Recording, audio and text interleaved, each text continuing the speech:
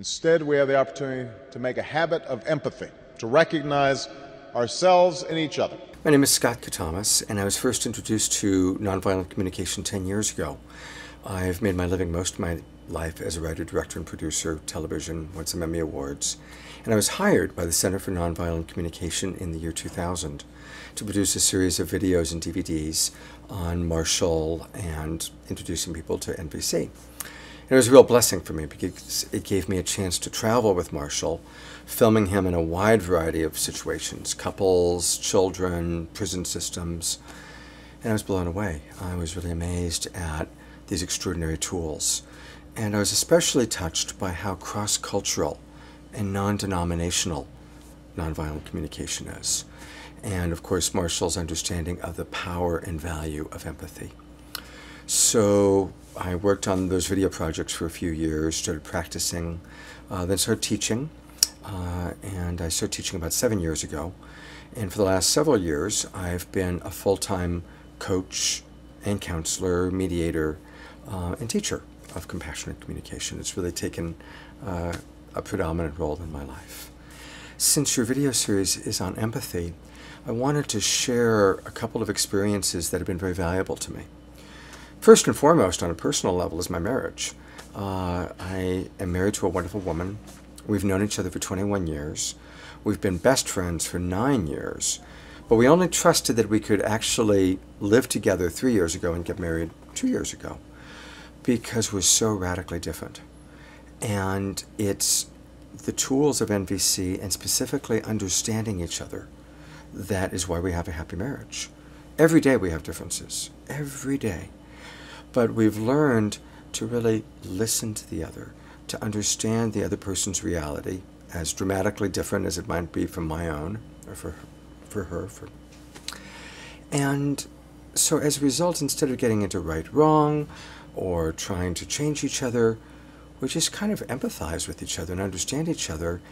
And honestly, it feels like the first mature relationship of my life, where it's not based on fantasy, it's not based on trying to get her to be the way I want her to be, or vice versa, but it's just based on, wow, here's this extraordinary person who's very different, and we find a balance between her point of view and my point of view. And we can only get there through genuine empathy, genuinely caring about each other.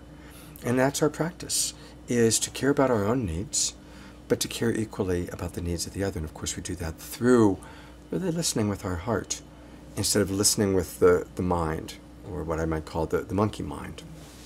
So that's my personal experience. On a professional level, I work with 3 or 4 couples and families a day. That's my full-time profession now, is coaching and mediating, counseling. And of course, usually it's couples or families that are in crisis. And this is where the power of empathy is huge. And there's 2 examples that I wanted to share that are recent that have touched my heart. The first example, actually, I teach all over the country. And twice a year I go to Las Vegas and teach there. And there's a woman who's been coming to my classes and workshops who I know went through a very bitter divorce. And she has 50-50 custody with her ex-husband. And she would always process how difficult the relationship was and that they couldn't even have a conversation without ultimately yelling at each other. And but she started coming to my classes, really enjoyed them.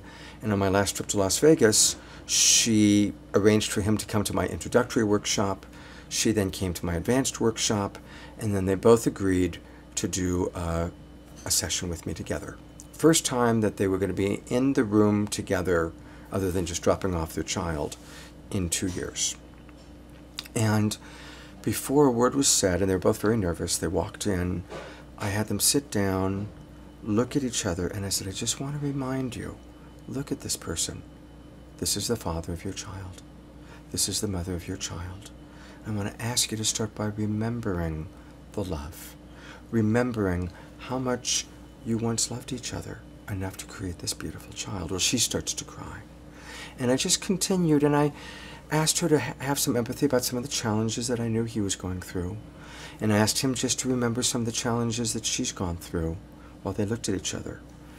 And before either had had a chance to say a word to each other and to get into all the processing stuff. They were both weeping, hugging each other for the first time in years. We had an amazing session where we just mourned together, mourned the sadness of the loss, the sadness that the relationship didn't work out. No right or wrong, just mourning together. They proceeded, after our session was done, they went out to lunch, had a good lunch together, and they've reestablished a friendship. And that's all because they started in their hearts. Instead of starting in their heads with all the stuff that they wanted the other person to know, you did this, you did that, they accessed their hearts. They connected through empathy and bypassed all the endless processing. And I hear that a lot. I often hear couples saying, because I lead with empathy, they'll say, my gosh, we got more out of one session with you than we did out of a year of therapy. Now, of course, therapy is very valuable. I'm not putting that down. But we can process endlessly what the other person did that pissed us off last week. And every week we can go in and process that. What I love about Marshall's tools and the tools of compassionate communication is that right now in present time, what's alive for you? What's alive for me? What am I feeling? What am I needing? And how can I really drop into my heart of compassion and feel you? Empathy is compassion in action. It's the ability to care about another despite our differences. And isn't that what every great teacher taught? It's what Jesus taught. The Buddha is actually the Buddha of compassion. And if you take a look at almost every great teacher, regardless of the religion that followed them, their primary teaching is compassion. And empathy, or understanding another, is compassion in action. And what I like about empathy, it's not sympathy, and it's not apathy. It's right in the middle. Apathy is, I don't care. Sympathy is, oh, you poor thing. Empathy is, let me feel you. I'm going to access my heart, and I'm going to feel you with my heart. See the world through other people's eyes. Now, empathy is a quality of character that can change the world.